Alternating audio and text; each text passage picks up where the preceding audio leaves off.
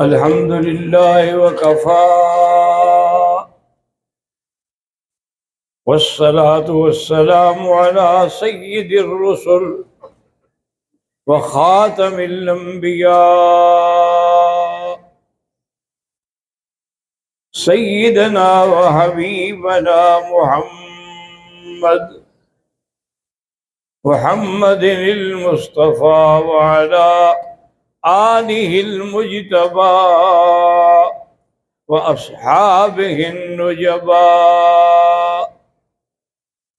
اللهم صل على سيدنا محمد النبي الأمي الهاشمي وعلى آله وأصحابه نجوم الهدى. أما بعد فقد قال الله تبارك وتعالى في القرآن المجيد والفرقان الحميد: أعوذ بالله من الشيطان الرجيم. بسم الله الرحمن الرحيم. سبحان الذي أسرى بعبده ليلا من المسجد الحرام إلى المسجد الأقصى الذي باركنا حوله لنريه من آياتنا إنه هو السميع البصير. قال النبي صلى الله عليه وسلم: كل أمتي يدخلون الجنة إلا من أبى. قيل من أبى؟ قال من أطاعني دخل الجنة ومن عصاني فقد أبى، أو كما قال النبي المصطفى صلی اللہ علیہ وسلم۔ برادران اسلام، ہمارے دروس کا سلسلہ جو ہے وہ عشرات ثلاثہ تک پہنچا تھا کہ میرے بہت سارے دوستوں نے مختلف علاقوں سے میسج بھیجے کہ حضرت یہ رجب کا مہینہ ہے اور معراج کے مہینہ ہے، تو آپ مہربانی کر کے اگر معراج کے بارے میں کچھ بیان کر دیں تو وہ مناسب بھی ہوگا اور موقع بھی ہے۔ ایک بات یاد رکھیں کہ تمام انبیاء علیہ السلام کے معجزات برحق ہیں، لیکن سب سے زیادہ معجزات جو ہیں وہ میرے آقا حضرت محمد مصطفیٰ کے صلی اللہ علیہ وسلم، اور آپ کے معجزات میں جو عظیم معجزات ہیں، چونکہ میرے آقا کے معجزات تمام انبیاء سے زیادہ ہیں، اس لیے کہ آپ کے معجزات جو ہیں وہ اسمی بھی ہیں اور جسمی بھی ہیں۔ اسم کے بھی معجزات ہیں اور آپ کے جسم مبارک کے بھی معجزات ہیں۔ اسی طریقے سے حضور صلی اللہ علیہ وسلم کے معجزات ارضی بھی ہیں اور سماوی بھی ہیں، تو آپ کی معجزات کی کوئی حد نہیں ہے، کوئی انتہا نہیں ہے۔ اور عظیم معجزات میں سے دو معجزات ایسے ہیں جن کی کوئی مثال بھی نہیں ملتی۔ ایک تو قرآن کریم ہے کہ اس کا آج تک نہ کوئی جواب دے سکا، نہ قیامت تک جواب دے سکے گا۔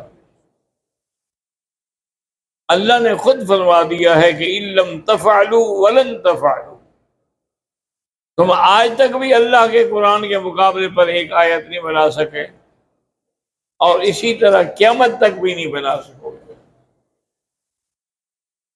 اور دوسرا حضور کا بڑا معجزہ جو ہے وہ معراج ہے۔ کیونکہ معراج کا معجزہ ایسا ہے کہ جو ارضی بھی ہے اور سماوی بھی ہے۔ ارضی کا مطلب یہ ہے کہ آپ کا جو سفر ہے مسجد الحرام سے مسجد الاقصی تک، یہ عرضی ہے، اور اس کے بعد جو آپ کا عروج ہے وہ سماوی ہے۔ احادیث مبارک میں یہ بڑی تفصیل سے آیا ہے کہ فرشتے آئے اور انہوں نے حضور صلی اللہ علیہ وسلم کو جا کے زمزم کے قریب لٹا دیا، اور اوپر سے لے کر نیچے تک شق صدر، یاد رکھے شق صدر اور شرح صدر میں بڑا فرق ہوتا ہے۔ علم نشرح لک صدرک، وہ شرح صدر ہے، یہ شق صدر جو ہے کم سے کم 5 دفعہ ہوا ہے حضور صلی اللہ علیہ وسلم کا، اس میں سے ایک معراج سے قبل ہے۔ تو جبرائیل و میکائیل نے آ کر آپ کو لٹایا، شک فرمایا، اندر سے آپ کا قلب مبارک نکالا اور اس کو زمزم سے دھویا۔ اس لیے محدثین کہتے ہیں کہ زمزم کا پانی جو ہے وہ حوض کوثر سے بھی افضل ہے، کیونکہ اگر حوض کوثر کا پانی افضل ہوتا تو حضور کے لیے وہ جبرائیل کو لانے میں کیا تکلیف تھی؟ لیکن اس نے مائے زمزم سے حضور کا دل مبارک دھویا، اور اس کے بعد ملأہ ایمانا و حکمتا، پھر آپ کے اندر ایمان و حکمت کی جو جواہر تھے وہ بھر دیے، اور پھر ہاتھ لگانے کی دیر تھی کہ وہ سب ٹانکے بھی جڑ گئے، ہر چیز ہو گئی۔ اب حضور صلی اللہ علیہ وسلم کو لے جانے کے لیے براق لائی گئی۔ براق نے جب حضور پاک سوار ہونے لگے تو تھوڑا سا شوخی دکھائی، تو حضرت جبریل نے فرمایا کہ تمہیں پتہ نہیں ہے کہ آج تم پر کون سی سواری سوار ہو رہی ہے جو اللہ کی مخلوق میں سب سے افضل ہے، تم پھر شوخی دکھا رہی ہو؟ تو اب جناب وہ کان گرا کے کھڑی ہو گئی۔ حضور صلی اللہ علیہ وسلم فرماتے ہیں کہ میں سوار ہوا، براق کو برق سے بھی کہتے ہیں کہ جیسے بجلی ہے ایسے وہ بھی چمکتی تھی، اور بعض کہتے ہیں اس لیے براق کہتے ہیں کہ اس کی یہ صفت تھی کہ جہاں نظر پڑتی تھی وہاں قدم پڑتا تھا۔ حضور صلی اللہ علیہ وسلم ایک مقام پہ آئے تو جبرائیل نے براق کو روکا اور کہا حضور آپ اترے، یہاں 2 رکعت نماز پڑھیں۔ یہ وہ مقام ہے جہاں موسیٰ علیہ السلام کو کلام اللہ کا شرف حاصل ہوا تھا۔ حضور فرماتے ہیں میں نے 2 رکعت پڑھی اور میں نے دیکھا کہ حضرت موسیٰ علیہ السلام قبر میں کھڑے ہیں اور نماز پڑھ رہے ہیں، اور آپ نے یہ بھی فرمایا کہ میں اب بھی پہچان سکتا ہوں کہ آپ کی قبر جو ہے عند القصیب الاحمر، وہ سرخ ٹیلہ جو ہے اس کے قریب تھی۔ پھر براق چل پڑی، آگے گئے تو انہوں نے کہا کہ حضور یہاں بھی اتریں، یہ وہ جگہ ہے جہاں حضرت عیسیٰ علیہ السلام پیدا ہوئے، ماء اللحم جسے کہتے ہیں۔ فرماتے ہیں کہ میں نے وہاں بھی 2 رکعت پڑھی، اس کے بعد پھر براق چل پڑی۔ ہم مسجد اقصیٰ کے پاس پہنچے تو جبل صخرہ جو ہے اس میں جا کر جہاں تمام انبیاء اپنی سواریاں باندھتے تھے، حضرت جبرائیل نے بھی انگلی سے سوراخ کیا اور اپنی براق کو باندھا۔ اس کے بعد جب اندر گئے تو تمام انبیاء جو تھے وہ آپ کے انتظار میں تھے، کیونکہ اللہ نے ان سے وعدہ لیا تھا وَإِذْ أَخَذَ اللَّهُ مِيثَاقَ النَّبِيِّينَ لَمَا آتَيْتُكُم مِّن كِتَابٍ وَحِكْمَةٍ ثُمَّ جَاءَكُمْ رَسُولٌ مُصَدِّقٌ لِّمَا مَعَكُمْ لَتُؤْمِنُنَّ بِهِ وَلَتَنصُرُنَّهُ۔ تو آج وہ تمام انبیاء حاضر ہو کے کھڑے ہو گئے اس وعدے کو پورا کیا جو عالم ارواح میں ان سے لیا گیا تھا۔ حضور صلی اللہ علیہ وسلم فرماتے ہیں میں بھی آگے کھڑا ہو گیا۔ اب ہر آدمی اس سوچ میں تھا کہ آج امامت کا شرف کس کو ملتا ہے؟ شاید آدم کو، چونکہ وہ ابو البشر ہیں، یا اس کے بعد یہ ہے کہ وہ عیسیٰ کو جو روح اللہ ہے، یا موسیٰ علیہ السلام کو جو کلیم اللہ ہے۔ سب سوچ رہے ہیں۔ حضور فرماتے ہیں میں خاموشی سے کھڑا ہوں۔ جبریل علیہ السلام نے اعلان کیا کہ تمام انبیاء کی خدمت میں میری گزارش ہے، صرت مشرقاً و مغرباً و شمالاً و جنوباً، میں مشرق، مغرب، شمال، جنوب ساری دیکھ ڈالی ہے۔ ما رأیت مثل محمد صلی اللہ علیہ وسلم، میں نے سرکار محمد صلی اللہ علیہ وسلم جیسی شان والا کوئی نہیں دیکھا۔ تقدم یا رسول اللہ، حضور آگے بڑھیں اور نماز پڑھائیں۔ حضور صلی اللہ علیہ وسلم نے ان کو نماز پڑھائی، وہی آپ امام بنے اور سب انبیاء علیہ السلام مقتدی بنے۔ یہ سفر جو تھا، یہ سفر تھا من المسجد الحرام الی المسجد الاقصی، یہ معراج ارضی ہے۔ اب اللہ تبارک و تعالیٰ کے حکم سے ایک نورانی سیڑھی رکھی گئی جس پر حضور صلی اللہ علیہ وسلم کھڑے ہوئے، اور اس نے آپ کو پہلے آسمان پہ پہنچایا، پھر دوسرے پہ، تیسرے پہ، چوتھے پہ، حتیٰ کہ سدرۃ المنتہا، حتیٰ کہ شریف الاقلام، اور ہر مقام پر انبیاء نے آپ کا استقبال کیا۔ ہر آسمان پر انبیاء نے آپ کا استقبال کیا۔ اب سدرۃ المنتہا سے آگے جانے کے لیے جب حضور پاک نے دیکھا تو جبرائیل رک گئے، اور جبرائیل تم کیوں کھڑے ہو؟ اس نے کہا حضور میری حد یہاں تک ہے، اگر میں آگے بڑھتا ہوں تو میرے سب کچھ جل جائے گا، اب آگے آپ جائیں۔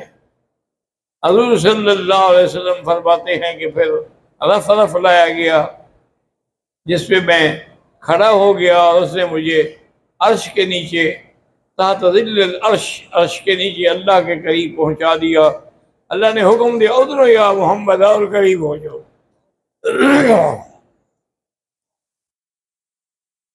اور پوچھا کہ تم میری دربار میں کیا ہدیہ لائے ہو؟ اور میں التحیات للہ والصلوات والطیبات، یہ میں ہدیہ لایا ہوں۔ اور نے فرمایا میں بھی آپ کو جواب دیتا ہوں، والسلام علیک ایھا النبی ورحمۃ اللہ وبرکاتہ۔ تو سارے اعجاز کے بعد آپ کی امت کے لیے 50 نمازیں فرض ہوئیں۔